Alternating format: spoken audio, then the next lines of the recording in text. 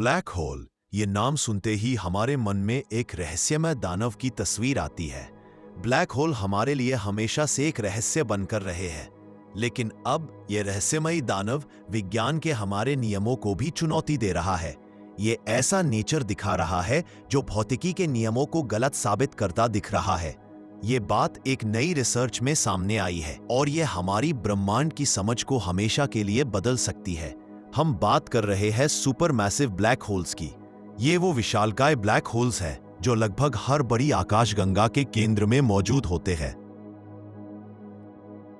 जब ये black hole अपने आसपास के मैटर को खींचते हैं तो एक तेज रोशनी और ऊर्जा का बवंडर बनता है जिसे एक्टिव गैलेक्टिक न्यूक्लियस कहते हैं। इस प्रक्रिया में ब्लैक होल अपनी ध्रुवीय दिशाओं से ऊर्जा और पदार्थ की दो विशाल धाराओं को अंतरिक्ष में बाहर फेंकते हैं। इन्हीं धाराओं को हम जेट्स कहते हैं। ये जेट्स प्रकाश की गति के करीब तेजी से बाहर की ओर निकलते हैं और लाखों प्रकाश वर्ष तक फैल सकते हैं। ये ब्रह्मांड की ऊर्जा वितरण में बहुत बड़ी भूमिका निभाते हैं। दशकों से हमारे पास इन जेट्स को समझने के लिए एक मानक मॉडल था जिसे ब्लैंडफोर्ड कोनेल मॉडल कहते हैं। इस मॉडल के अनुसार ये जेट्स एक शंकु की तरह फैलते हैं और इनकी गति लगभग स्थिर रहती है, यानी ब्लैक होल से दूर जाने पर इनकी गति में कोई खास बदलाव नहीं आना चाहिए।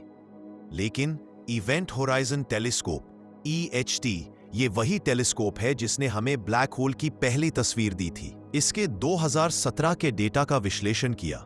वैज्ञानिकों ने 16 अलग अलग आकाशगंगाओं के केंद्र से आने वाले जेट्स को बहुत बारीकी से देखा और जो दिखा उसने सबको हैरान करके रख दिया। डेटा ने दिखाया कि ये जेट्स जैसे जैसे ब्लैक होल से दूर जा रहे हैं वे अधिक गर्म और अधिक चमकीले होते जा रहे हैं। सोचिए, अगर आप एक रॉकेट लॉन्च करें और वह ईंधन खत्म होने के बाद भी दूर जाने पर अचानक अपनी गति बढ़ा दे।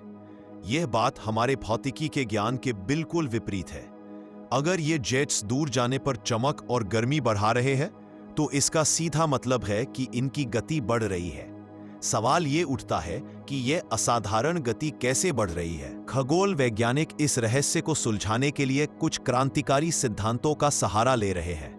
उनका कहना है कि इसके पीछे की वजह चुंबकीय क्षेत्र भी हो सकता है। उनके अनुसार इन जेट्स के अंदर एक अविश्वसनीय रूप से शक्तिशाली चुंबकीय ऊर्जा होती है जिसे हम पॉइंटिंग फ्लक्स कहते हैं। वैज्ञानिकों का मानना है कि जेट के आधार यानी बेस पर जहां यह ब्लैक होल से निकल रहा है वहां चुंबकीय क्षेत्र में भयंकर उतार चढ़ाव पैदा होता है। इसे ऐसे समझिए कि चुंबकीय क्षेत्र रेखाएं तनाव की वजह से टूटती हैं और फिर से जुड़ती हैं। इस प्रक्रिया में चुंबकीय ऊर्जा अचानक से जेट के पार्टिकल्स में ट्रांसफर हो जाती है। यह ऊर्जा पार्टिकल्स को आगे की ओर धकेलती है, उनकी गति बढ़ाती है। ठीक वैसे ही जैसे एक स्प्रिंग अचानक से खुल जाए। दूसरा अनुमान यह लगाया जा रहा है कि यह केवल हमारी आंखों का धोखा हो सकता है, जिसे डॉपलर बूस्टिंग कहते हैं। अगर कोई जेट थोड़ा सा भी हमारी ओर झुकता है और हमारी तरफ आ रहा होता है तो उसकी चमक और गति हमें बढ़ी हुई दिखाई देती है। लेकिन इस अध्ययन में 16 अलग अलग डेटा का उपयोग किया गया है, इसलिए सिर्फ एक जेट के मुड़ने से यह निष्कर्ष नहीं निकल सकता। यह एक सामान्य पैटर्न लगता है। हो सकता है कि अंदरूनी स्पाइन एक्सेलरेट हो रहा हो जबकि बाहरी हिस्सा जेट को एक साथ कसकर रखता है। ये खोज केवल ब्लैक होल के बारे में नहीं है, इसका असर हमारे पूरे ब्रह्मांड पर पड़ता है। ये जेट्स केवल ऊर्जा बाहर नहीं फेंकते, वे आकाशगंगाओं के बीच की गैस और प्लाज्मा के साथ जुड़े होते हैं। जेट्स जहां ऊर्जा कम करते हैं वह उस क्षेत्र को गर्म करता है और नए सितारों के बनने की प्रक्रिया को रोक या शुरू कर सकता है। अगर जेट्स उम्मीद से ज्यादा तेजी से गति पकड़ रहे हैं तो यह प्रक्रिया पूरी तरह से अलग तरीके से काम कर सकती है।